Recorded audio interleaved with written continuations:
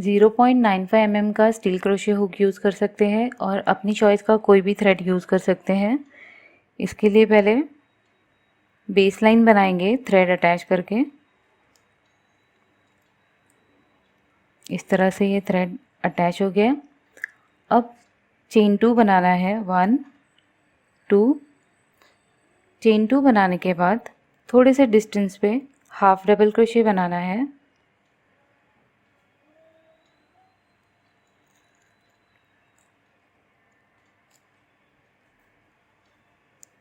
इस तरह से। फिर चेन 1 थोड़े से डिस्टेंस पे हाफ डबल क्रोशे। तो इस तरह से चेन 1 हाफ डबल क्रोशे की बेस लाइन बनाएंगे। Chain 1 half double crochet.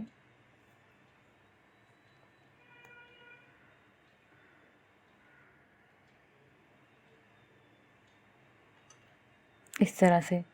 तो चेन 1 हाफ डबल क्रोशे की बेस लाइन को कंप्लीट करें। रो 1 कंप्लीट हो गई है और ये जो कॉर्नर्स अगर है स्कार्फ में तो आप वहाँ पर चेन 3 बना सकते हैं या चेन 2 बना सकते हैं और सेम कंटिन्यू करें। तो अब ये जो रो एंड हुई, अब न्यू रो स्टार्ट होगी। तो चेन 3 बना के टर्न करेंगे। 1 2 3 चेन 3 बना के टर्न। अब हम राइट साइड पे आ गए हैं इस तरह से। अब 1 स्पेस को स्किप करना है और नेक्स्ट स्पेस में हम वर्क करेंगे। तो रैप करेंगे और 1 स्पेस स्किप करके नेक्स्ट स्पेस में 1 डबल क्रोशे बनाएंगे। 1 डबल क्रोशे बनाने के बाद एक ट्राइंगुलर स्पेस क्रिएट हो गई है। तो ये ट्राइंगल के टॉप पर चेन 3 पिकॉट बनाएंगे। 2 3 ये दोनों इस तरह से दोनों लूप में जाएंगे इसके टॉप पे जो है, और इस तरह से सिंगल क्रोशे बनाएंगे और ये पिकॉट फॉर्म हो गया। अब हमें पिकॉट बनाने के बाद ट्राइंगुलर स्पेस में वर्क करना है। तो 3 डबल क्रोशे ये ट्राइंगुलर स्पेस में बनाएंगे। पहले हम सिंगल क्रोशे से ये डिज़ाइन बना चुके हैं। ये मॉडिफाइड डिज़ाइन है जिसमें हम डबल क्रोशे से बनाएंगे। 2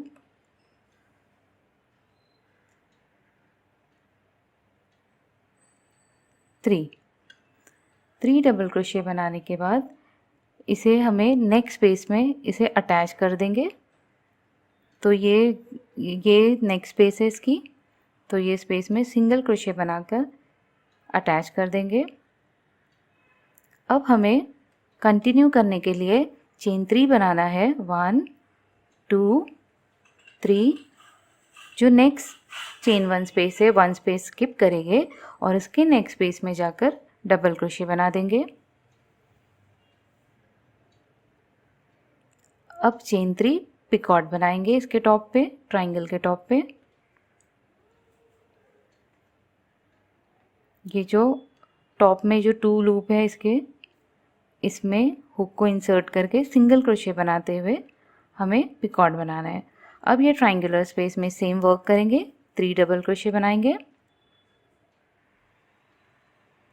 1 2 3 नेक्स्ट स्पेस में जाकर इसे सिंगल क्रोशे बनाते हुए अटैच कर देंगे। इसी तरह हमें रिपीट करते हुए ये डिज़ाइन को हम कंप्लीट करेंगे।